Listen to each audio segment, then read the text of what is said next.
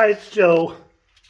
We are looking at the main service panel of my house at 69 Gordon Hill Road, and I will be replacing the cellar lights, which are actually on this circuit right here. That's whose circuit breaker I'm touching. When I'm actually working at the service panel, I'll have that off. Plus, I'll have the main circuit breaker off. And I will also have my little electrical checker, which has been very handy. Like, you check everything. Right now, this indicates that what it's touching is live. And in fact, if I touch that with my bare hand, I'd get a wake-up call. I can check it and just see what else is live. And basically, you expect all the black wires to be live. So that's what we're coming up with as part of it. Now, I have spent time actually going through the whole place and writing these little notes as to what each wire is. I did that at each terminus of the wire, the one on the service panel close by, then the other way, but then also along the way. And to give you an idea, my choice is to actually replace the wire at the panel, which means this thing right here. The insulation on that's pretty good, so that's it now. That's an old woven wire cover. And it turns out that when I look in here much closer at it, you really probably can't see here that well. It is a 2-wire system, so there's only 2 places that need to be unattached. But then something else that I notice in here is that they have these 2 white wire nuts. And it turns out probably when they replaced this, they didn't have a wire long enough to go out of the space there. So those 2 wire nuts are a splice of the wire inside the service panel to make it reach, which sometimes you have to do. Not the preferred mode, I suppose. But part of what I'm going to have to do is disconnect this from everything. And so that's what I'll be working on here. I'm not going to take a video while I do it. I'm observing every safety measure.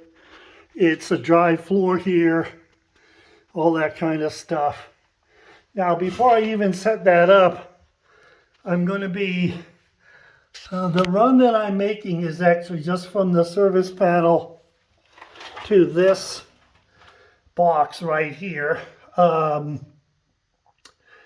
And so it's not like there's a lot of wire here, and I have to basically finish setting up this box. There's 2 other boxes on this circuit that will stay there, and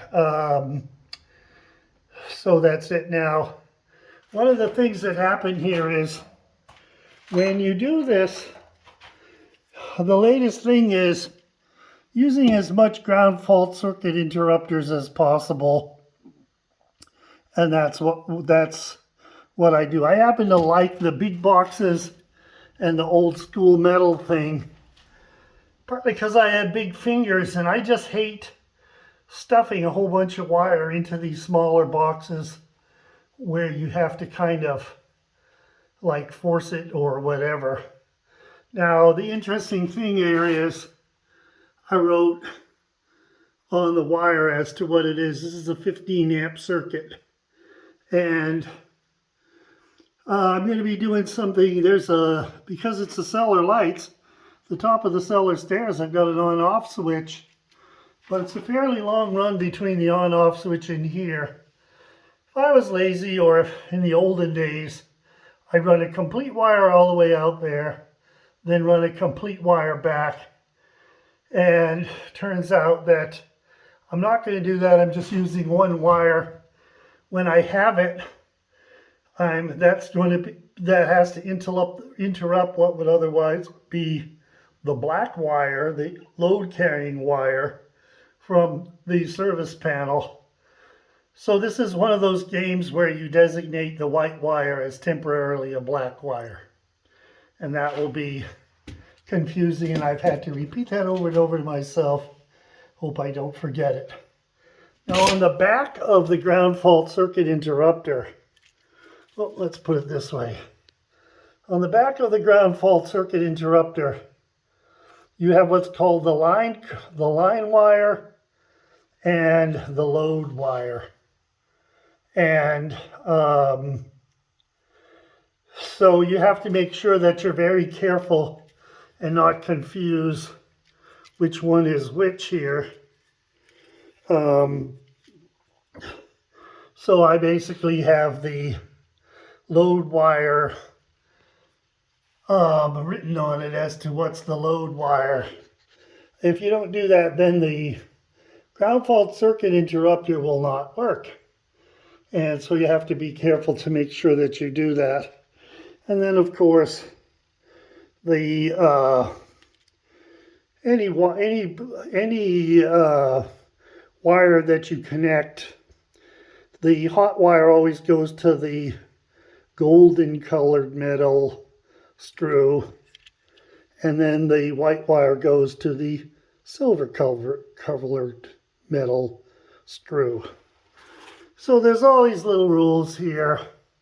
So I'm going to be bringing in the line wire, which I'll label, and then hooking this up. So the thing that will happen will be the entire line will be hooked up before I even work at the service panel. And I'm double checking along the way to make sure I've got it. And going back over here, I'm basically, here's the old one that's coming out, replacing that with this one here. And then over there I've got another one that you can just see peekaboo, and I'm replacing that. So I've taken a picture, but later I'll also probably make a little video after all the wire's gone.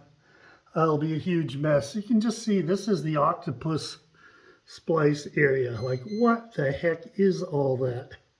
So that's kind of where we're at. I'll see you later.